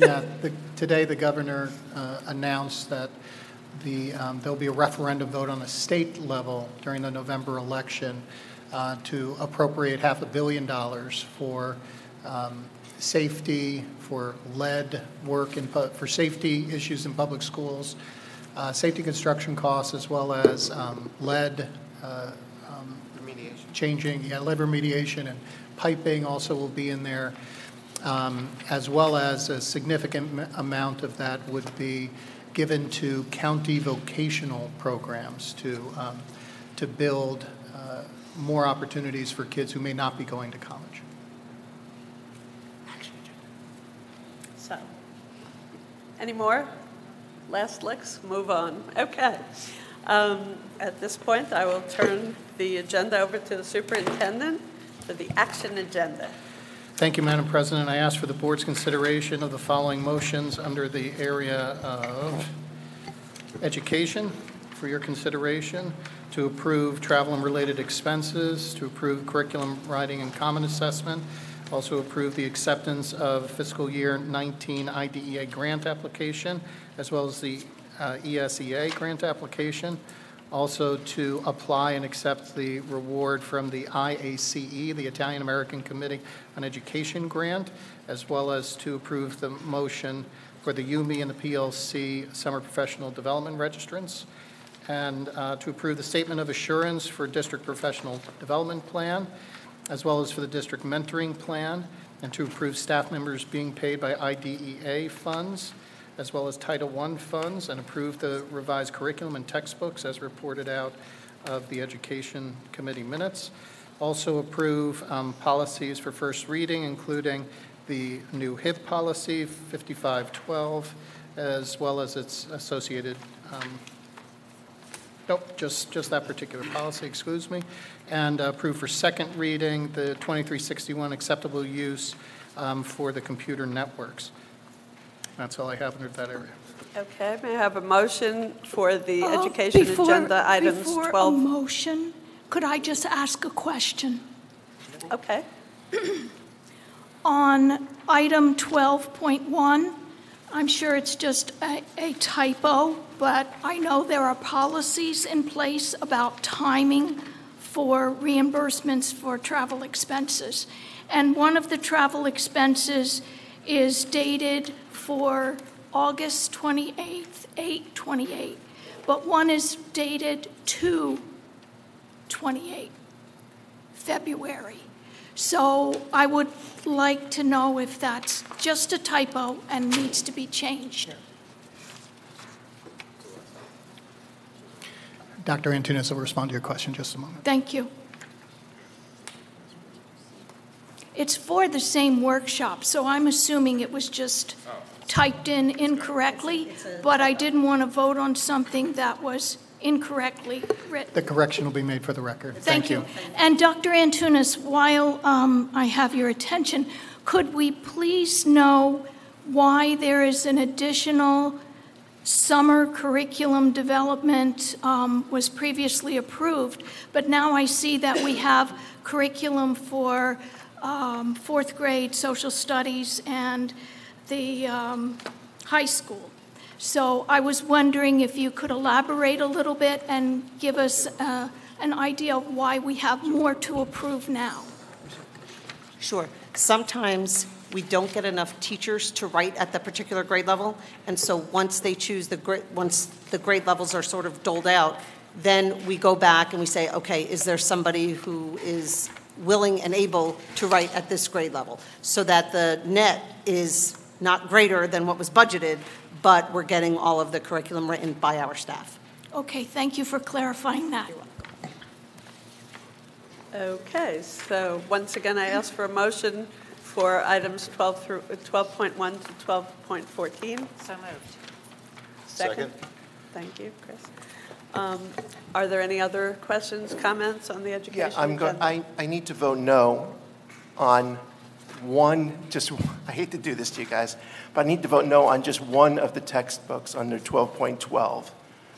So can I just vote separately on on Give Me Liberty, Eric Foner, volumes 1 and 2, so I don't know if that's technically 2, but the whole, Eric Foner's whole textbook, Give Me Liberty. I'm going to vote no on it. So I have to vote separate. I'll vote yes on everything else. Is there... Nope, we'll make the motion. We'll make the adjustment in the minutes. Not a separate motion? You don't have to. Okay.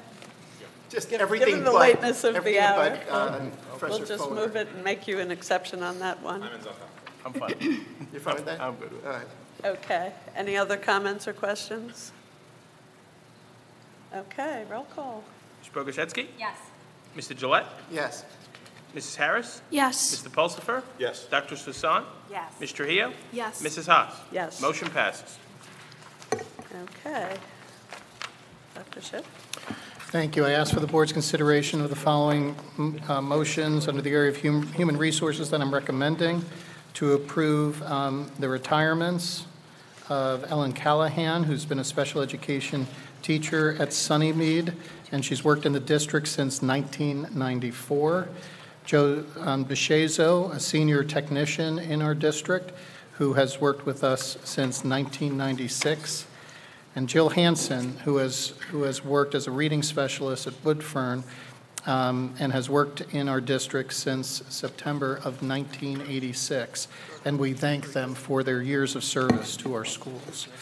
Also approve the resignations as listed, as well as to revise leaves of absence, to rescind the contract of those listed, to approve contract changes, to approve transfers and changes of assignment, leaves of absences, and approve the appointments the teachers, long-term substitutes, interim supervisors, instructional assistants, secretary, lunch aides, parking lot attendant, and under the area of coaches, number 1, there's an edit that we need to make to the motion. Instead of head coach for the boys soccer team. It's assistant coach.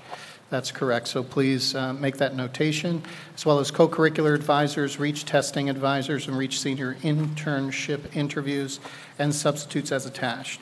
Also to appoint the anti-bullying coordinator, that will be Jessica Smedley, Director of Guidance for this school year, as well as approve spring coaches as attached, approve extra period coverage, 6th and 7th period coverage, as well as summer work and extended school year, approve revised summer enrichment, and to also approve the High School Media Center extended hours.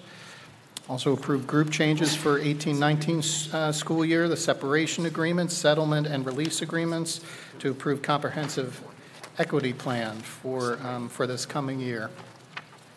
That's all I have for HR. Okay, may I have a motion for items 13.1 through 13.19, please? One question, please. Questions should be order, I think after the we should motion. We should make the motion first before discussion. Let's do the motion in second, and then we can go with questions. So moved.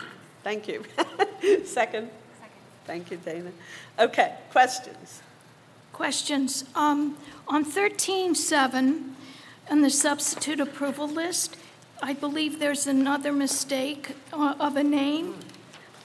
And on the instructional level, there is a Mary and a Brent that is being approved for the same last name. Is that possible, or is that a typo?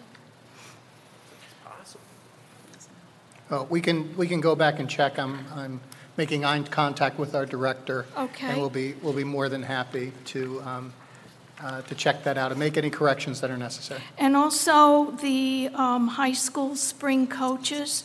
I think it's admirable that there are 11 people volunteering to be in coach positions. And I would like to volunteer to write them thank you notes, because they will get no reimbursement or pay for doing their job. So I would like to do that, and if the board would like to sign it, I will bring it to the next meeting for that.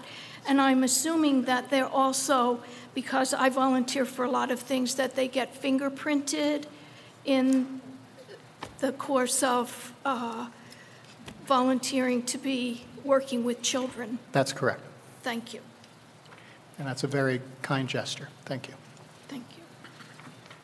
Okay, yes. Can we separate out resignation number 3, please?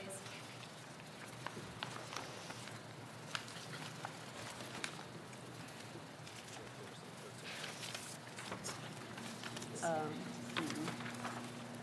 that would be 13.1.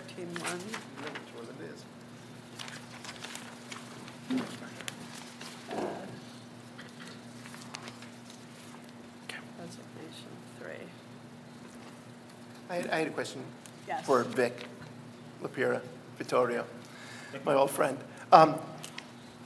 Just speaking in general, no specifics, buddy, so don't think I'm speaking specifically. Is it possible for an employee who, if we bring tenure charges against an employee, is it possible for the employee to resign in the middle of tenure charges? Yes. Like almost immediately, it could, any time, at any Yes. time, right? Absolutely. And there'd be nothing you could prevent the employee from resigning Yes, in other districts that has happened, absolutely. and then that's just, then that's May have happened here, then that's too. then that's finished. You're Right, once the you don't employee proceed. resigns. Yeah, Right, sorry. keep going, yeah. I just want. On that note, I mean, I do think it's important for the public to understand that Vic said a word, but he sort of said it very quietly, that tenure charges, bringing tenure charges can be very costly. Oh, it can be extremely costly and and lengthy. so while I think many of us might share the sentiments about certain situations that arise, generically, that with everything going on and how we have to be cost-cutting and tighten our belts and everything, that sometimes it's not worth making the point that one wants to make, especially when we could go forward with certain charges and then the resignation happens anyway. So. I just wanted to say that. I didn't know you.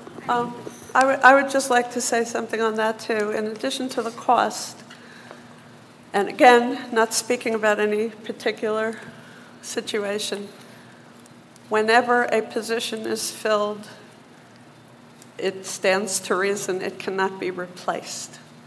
And the district would be bound with an acting replacement as opposed to a tenure track replacement. And that does have an impact on the quality of people that we can get. And I took to heart very much what Mr. Judas said before about the problems that were problems that we had last year, and the fact that everything seems to be going very smoothly this year. It's not an accident. And I think that, you know, time matters also. And if you want to get good people into our positions, sometimes you have to let the process move ahead as efficiently as possible, whether you like it or not. So I would just add that for people's consideration. One last thing. Could I ask that 13.17 be a separate vote? Okay. 13.17. Okay. Any other separations? Separations for separations? Okay. All right, so we are going to take a roll call at this point on everything except for 13.1, resignation 3, and 13.17. So all of the above minus those two. Shoot. Sure. Ms. Bogoshevsky? Yes. Mr. Gillette? Yes. Mrs. Harris? Yes. Mr. Pulsifer? Yes. Dr. Sasan? Yes. Mr. Hio? Yes. Mrs. Haas? Yes. Motion passes. Now we will go with 13.1, resignation 3. May I have a motion and So a moved. second? Thank you. Second. Thank you. Roll call? Ms. Bogoshevsky? Can I just say something before I vote? Sure. You're not really allowed to, but are we going to stop you? I realize there are laws in place, and I realize that our hands are tied, but I personally don't have to agree with it. And that is why I am voting no. And I appreciate everyone that has come up to the mic this evening and stated it. I fully support everything that you have said, and thank you. Okay. Okay. Record that as no. Ms. Bogoshevsky? No. Got it. Mr. Gillette? Yes. Mrs. Harris? Yes. Mr. Pulsifer? Yes. Dr. Sasan? Yes. Mr. Hio? Yes. And Mrs. Haas? Yes. Motion passes. And on item 13.7, may I have a motion and second, please? 17. 13.17. So moved. Second. Sorry. So we have I'm old. I'm All in tired. favor? Okay, motion and I second. got Chris and Greg. We're good. Okay. Roll call. Ms. Bogoshevsky? Yes. Mr. Gillette? Yes. Mrs. Harris? Abstain. Mr. Pulsifer? Yes. Dr. Sasan? Yes. Mr. Hio? Yes. And Mrs. Haas? Yes. Motion passes. Thank you. I ask for the board's consideration of the following motions under the area of operations: to approve monthly financials, the bills list, resolution with Somerset County for their cooperative and joint purchasing arrangements, as well as approve the state contracting purchasing resolution, as well as to approve the proposal for EI for the HVAC work at the high school, as well as for the miscellaneous renovation work. Also to approve resolution for installation of the carbon monoxide detectors as required now by law. Motion to approve the resolution authorizing non-public expenditures as listed, and to accept the donation, an anonymous donation of $5,000 to be used to purchase an air conditioning window unit at Triangle School. And we thank that donor, that anonymous donor, for their generous offer. Love those $5,000 donations. Keep them coming. Okay, I'll take a motion and second So for moved. Second. 14.1 through 14.9. Okay. I have a question, just a clarification on 14.6. That resolution is only for the renovation work, nothing further? It's for the work that's recommended through the facilities conditioning report, the completion of the air conditioning work as well as potential security upgrades. Okay. Any further questions or comments? Okay. Mr. Gillette, I understand you did the bills this morning? Yes, I did. Thank you. If you ever run into trouble, scream. Okay. I will take a roll call. Ms. Bogoshevsky? Yes. Mr. Gillette? Yes. Mrs. Harris? Yes. Mr. Pulsifer? Yes. Dr. Sasan? Yes. Ms. Trujillo? Yes. Mrs. Haas? Yes. Motion passes. Okay. Informational? Any information? No. Moving right along, comments again from the board or public on old business?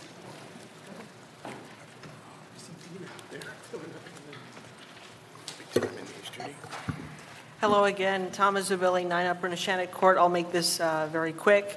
I just wanted to relay my concern that Ms. Trujillo brought up earlier about the debt limit. I know that, as we said, it's a moving target, so it might not stay at 240 million, but I would say that we shouldn't maybe, get up to whatever the debt limit is at the time that we are looking at the referendum, that we don't, right on to whatever that limit might be. As I said, earlier, also taxes are extremely high in this district, and I know it's, we provide a great service to our kids. I'm a product of the school system, but you have to be careful about how much taxes you want to raise concerning this referendum, because eventually you're going to burden people so much that you're going to lose a considerable amount of the tax base that you need in order to continue providing the quality services that we have been for so many years to our kids. So just want to make that, again, a point. So thank you very much. Just a point of clarification, once again, we're not going to burden people. We're going to ask them if they want to do this, okay? I know we're asking people, but it's, yes, you're asking people to vote, and whatever the decision is amongst the townspeople will stand, but, if we're having an honest conversation about this, taxes have to come in somewhere, because, I'm not a taxpayer, I still live at home, but it's a considerable burden for people. I talk to many people who say, at a certain point, when I'm ready to downsize, I'm moving out of this state, because it's just too much for many people here. So I think we have to, if we're going to have an honest conversation, we have to be talking about taxes. That's all I'm saying. Thank you. I appreciate that. We're very cognizant of that.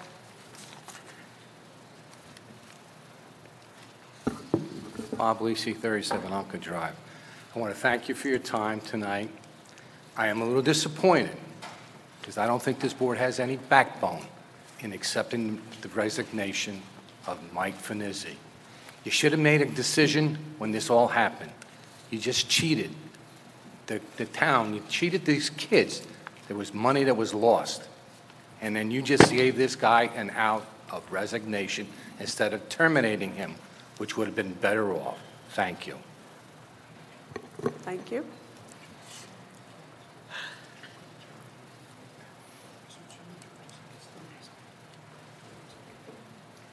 Hi, Alicia Gaber again, Bayless. Just was wondering, how does the Catholic Charities aftercare work? Are they a separate entity, or could each school do a different thing with them? They're a contracted service provider for aftercare. And before care also. They actually pay us. They pay us. Yeah, they pay us. And I don't know if you got my email, but I'll talk to you later. So if we wanted to have wanted to have them add extra activities to what they also already offer, we would go through them to ask those questions, not the board, not the school district, not the schools. That would be up to them. The contract that we have is for the existing sites and the existing programs, but if you wanted, or the public wanted to enhance it, that would go through them. The contract that we have exists with the services that they provide at the buildings that they provide. So any enhancements would go directly to them, and it's honestly their decision as a service provider. Okay. All right, thank you. Thank you.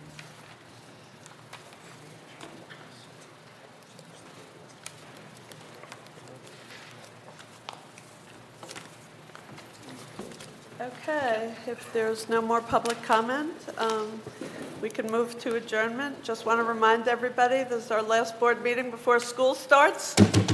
And for those of us who don't have kids going to school for probably the first time ever, I miss it.